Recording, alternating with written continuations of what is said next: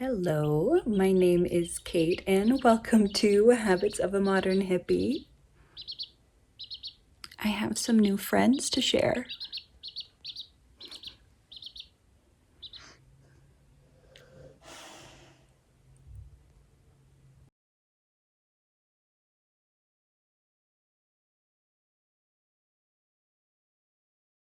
Hello, my name is Kate and welcome to Habits of a Modern Hippie.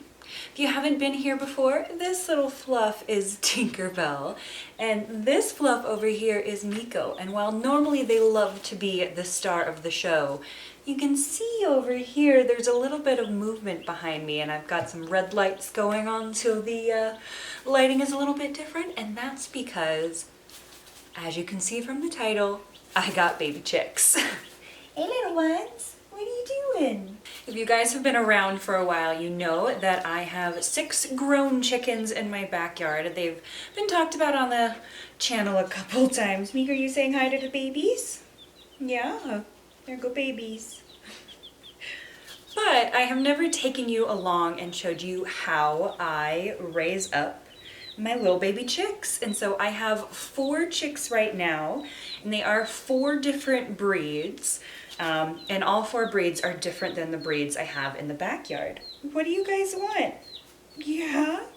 They are just shy of a week old right now. I got them on Thursday, and it is currently Monday, and I got them, I think they were probably 2 days old when I got them because they had a little extra bit of feathering, but normally you get chicks at 1 day. And so I'll take you through everything from how to source your chicks in different places, how to care for them, how to set up your brooder, and what happens as they grow up.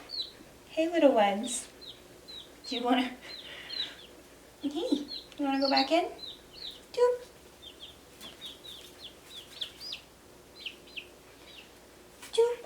I know a lot of people will have questions right off the bat. I am going to do a whole video on how to introduce your dogs to your chickens. Mine are super chill. They have chickens outside, they have small animals up here. That's where my bunny lives and all of that goodness. So I am not concerned about the dogs in any way, shape, or form. But if you do have baby chicks, we're going to start off with, this is not normal. Make sure that your dogs are very, very cool with the chicks. You could literally put a chick on Tinkerbell's head and it would be fine. Why, hello. This is Lila Bell. She is a golden laced Wyandotte. She will lay brown eggs when she grows up, and I will put a picture on the screen of what she will grow up to look like. Hi, cutie pie. Hey, cutie. This is Sadie Faye. She is a barn velder. Hi. What you doing? She will lay very pretty dark brown eggs when she grows up. And once again, I will put a photo on the screen of what she is going to look like. And she is fearless. She loves to run all over the place. She will run all the way all over the dogs. You are quite silly. Thank you. Should we go back in now?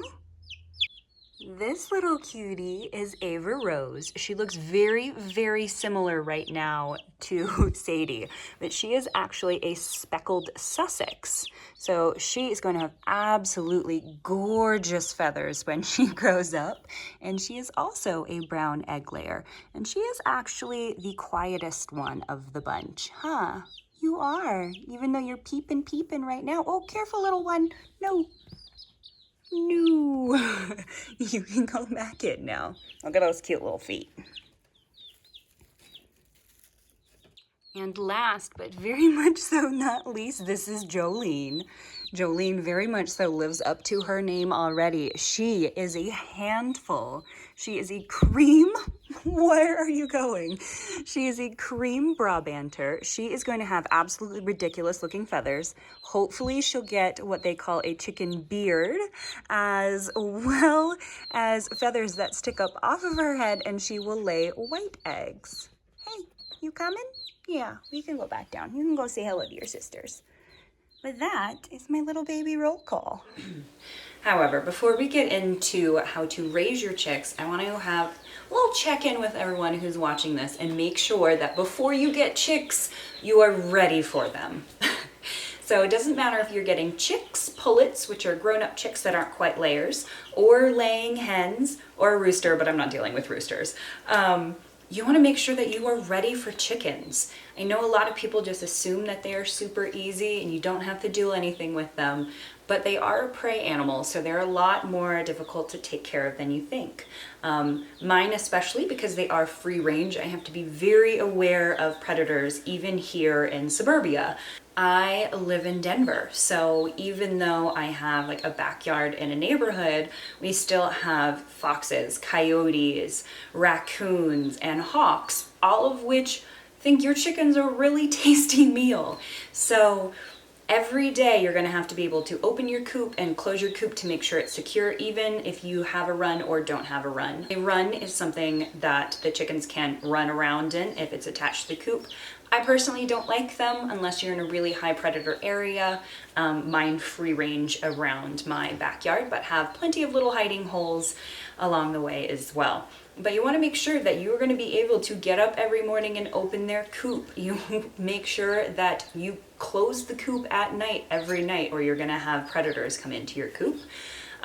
You also, during the winter, if you are in a place that water freezes, they need fresh water all of the time. So I am out there in the snow, changing water, knocking off ice, making sure that the chickens are happy and healthy. So if you don't have time every day to tend to your chickens, please don't get them. They are very cute. They lay eggs. It is so much fun, but they are work.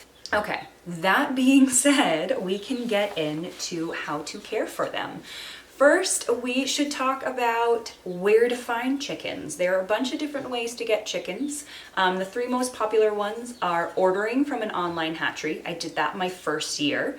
It is highly amusing going to the post office to pick up baby chickens in a box that have shipped through the mail. That particular way, I don't know if I would do again, mainly because there is a big possibility that they get like lost in the mail, they show up not so happy, etc. Chickens for the first like 1 or 2 days of their life do not need to eat or drink water because they're still living off the yolk that they came from. So it is safe to ship chickens, it's just not my favorite way. And then you can go to a farm store like an Agway or Tractor Supply, things like that. Those, while are great, they don't have a broad range of breeds. And as you've seen by my little chicken roll call, I am very particular about breeds. So all of my chickens are different breeds. I have a total of 10 now. All of the 10 chickens are different breeds. And I love that. I have a bunch of different egg colors. They are all cold hardy, and they all do well in the Colorado climate. I made sure that that was the case so they can deal with heat and they can deal with cold. And I know I'm just talking in the camera here. I'm also doing a blog post that is going to be a lot more in depth. So if you are like, this girl has been talking for a long time, I want to see this in writing, like here are the bullet points of what is happening. I will put that as the first link in the description. And the last way is a local breeder. This year has been an interesting year to source chickens because of coronavirus and COVID-19. I think a lot of people have opened their eyes to where they get their food and food availability. So a lot of people are looking to be like, oh, chickens are allowed in my town in the backyard. And so all of the breeders around are selling out like crazy. So I ended up going to somewhere in between a breeder and a farm store. It's a family-owned store here in Denver. It's absolutely adorable. I will put in some footage here of me actually going to this store, but those are an option as well. Hi, little friends. I'm not getting you, even though you're very cute. I'm not getting you. Hi. But we are gonna get some of you fun babies. Yes, I like this place because it is like a separate room just for the chicks. They're very well taken care of, etc. Oh my goodness, hi. Hi, little guys. Anyone particular? Whichever seems friendly. There we go. Hi, little one.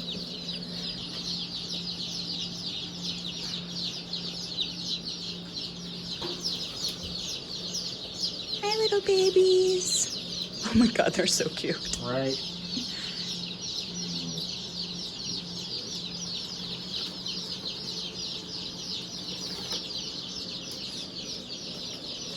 Where was the barn? Are there chickies in there? Yeah. We gotta be quiet so we don't... Shh. Don't scare them. You love chickie babies. You do too. And of all of those places, you can get Dale chicks, which is what these guys were. You can get pullets, which are chicks that are, well, chickens that are grown up and not quite laying, so they're like teenager chicks, or you can get laying hens. Chicks are gonna be the cheapest.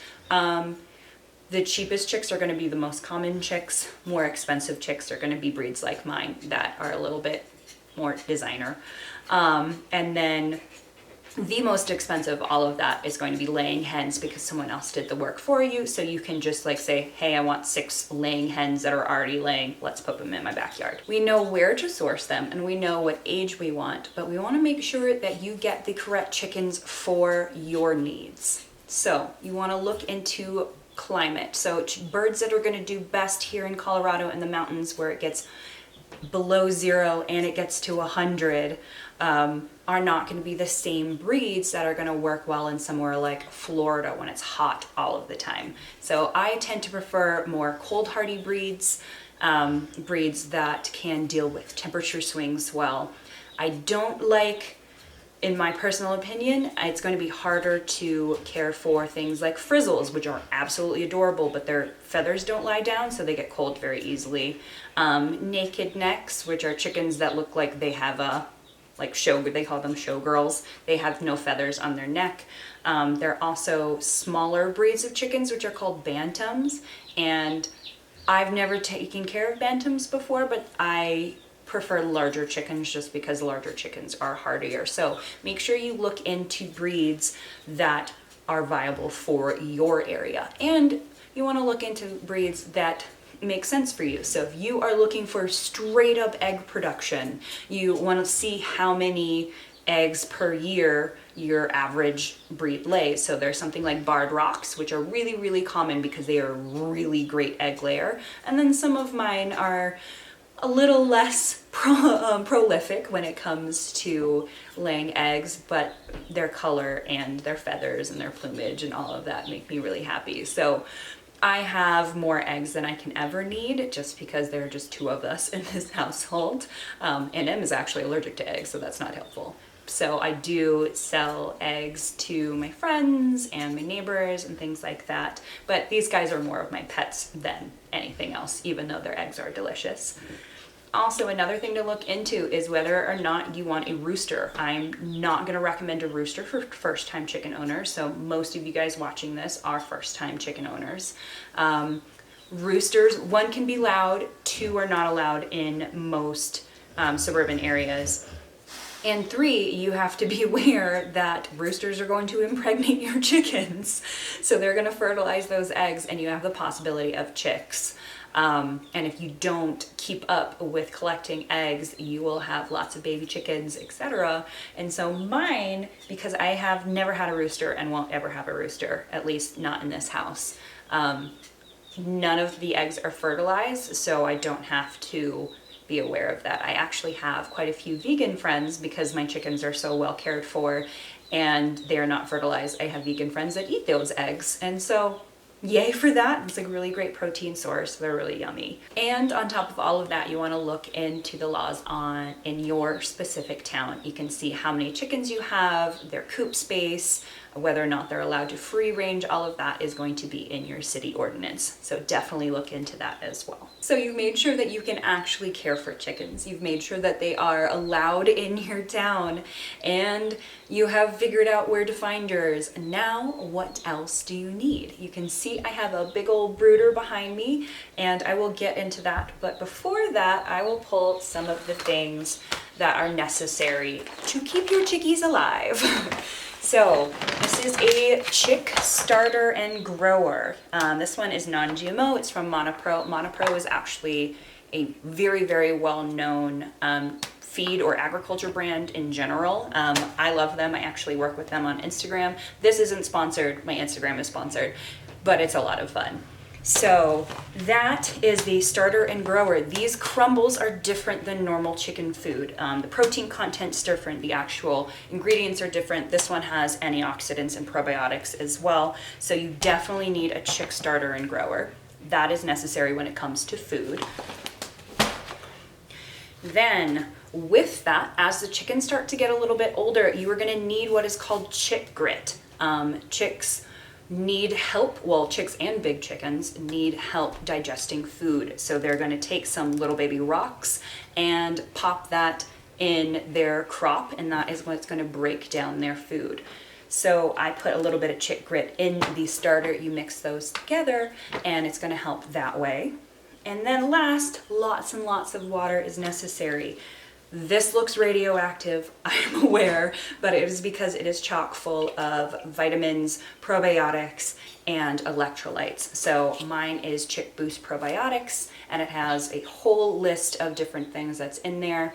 I like to pre-make my water, so it comes to room temperature. I don't like to feed my chicks anything cold. So this is at room temperature. And then last but not least, we have a chick stick, which is a hanging treat. You want to make sure that anything dealing with chicks is not going to fall on them, so stuff that is hanging is very necessary. Yes, let's go ahead and get over to the brooder. Hi, Meeks. Okay, so first and foremost, you need a brooder. So you have babies that will grow up nice and safe. This one is from Clearly Loved Pets. I've never used one of these before, but Em is my roommate, so she had these in the garage. Little ones. All you need is something that has high walls so the chickens can't fly out of it and is very secure. Usually I use a feed tank, and I will pop in a couple pictures of the feed tank that I usually use on the screen, but I thought this would be very cute. And you need heat lamps. These guys are red bulbs. So we've got one over there and over there just because this brooder is so big. And you want enough space so that they have a hot zone and a cooler zone. The hot zone, when they are still fluffy and don't have feathers yet, needs to be 92 degrees. I think that's around 33. You guys are very loud. Hey, no sneaking out. That will make sure that they are warm enough. Hi, what are you doing? No, you guys have to stay inside. Stay inside, go, go, go, go, go. That will make sure that they are warm enough. Once they, oh my goodness, once they are fully feathered, you can drop the temperature 5 degrees every week when you're getting ready for them to go outside, but they are nowhere near ready right now.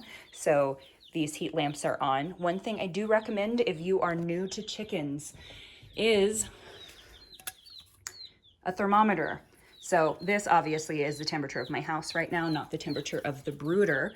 But if you don't have a thermometer, one, get one. And two, if you guys can't come out, little ones. If you don't have one on hand, if your chicks are huddling together and right underneath where your heat lamp is, it means they're cold. And it is too hot if they are spread eagle and trying to fly away over in the cool areas. Little ladies, I don't think so.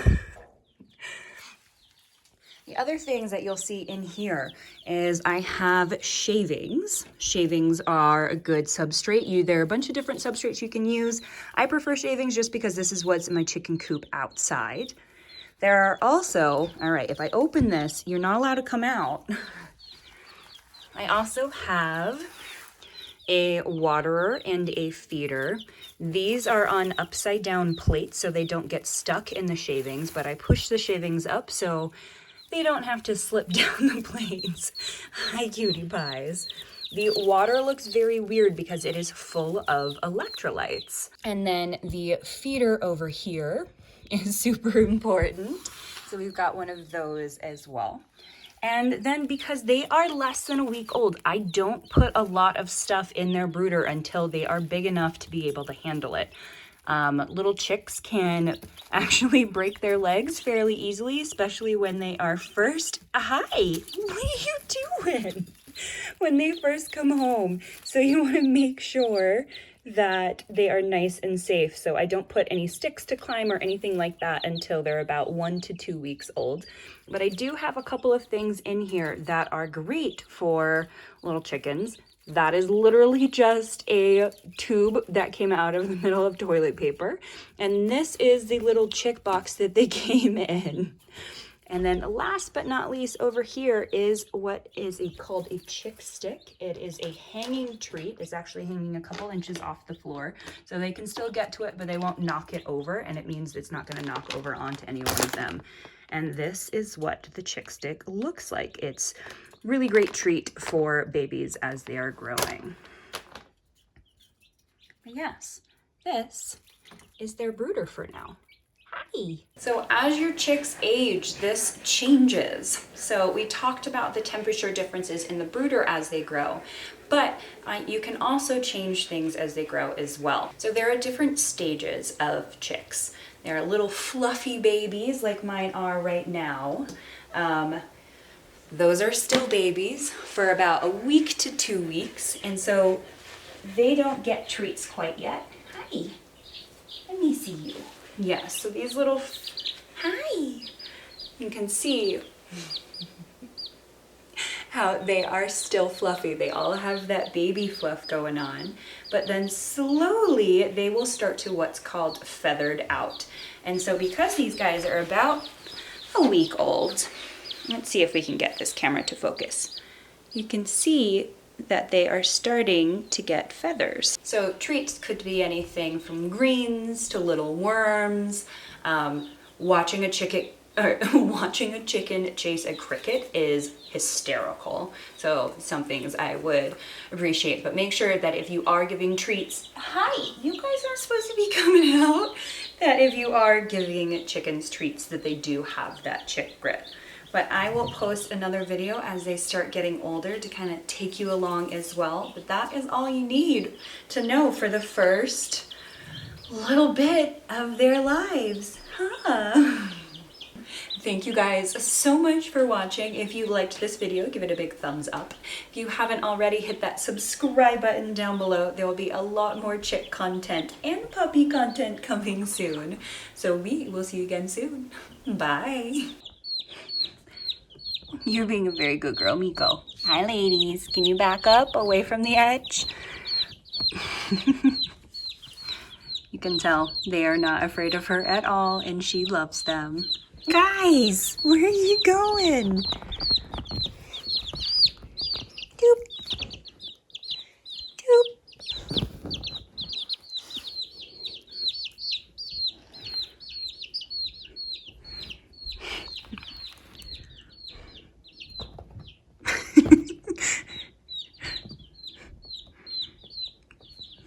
What are you doing up there?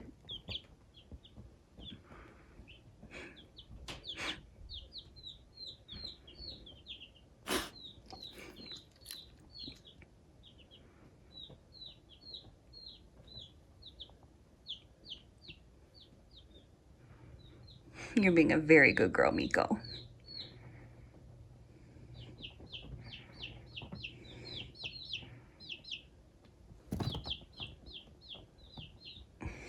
Good puppy.